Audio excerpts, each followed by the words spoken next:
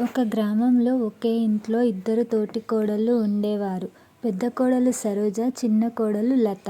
ఇద్దరూ మంచి మనసున్నవారే. అయినా చిన్న చిన్న విషయాల్లో అపార్థాలు వచ్చి తరచూ గొడవ పడేవారు. ఎవరు ఎక్కువ పని చేస్తున్నారు, ఎవరికి ఎక్కువ ప్రేమ దక్కుతుంది అనే భావనతో ఇద్దరి మధ్య దూరం పెరిగింది.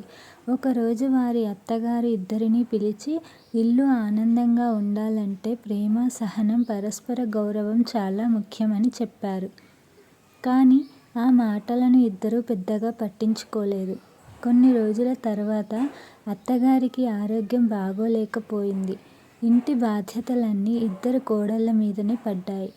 మొదట్లో ఇబ్బందిగా అనిపించినా కలిసి పనులు చేసుకుంటూ ఒకరినొకరు అర్థం చేసుకోవడం ప్రారంభించారు. సరోజ వంట చేస్తే లత ఇంటి పనులు చూసుకునేది.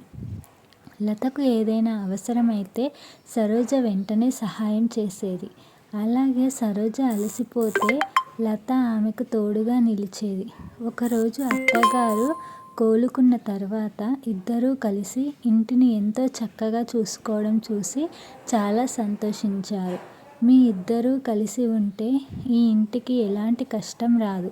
తోటికోడళ్ళు అక్కా చెల్లెళ్ళలా ఉంటే ఆ ఇంట్లో ఎప్పుడూ సుఖశాంతులు ఉంటాయి అని ఆశీర్వదించారు.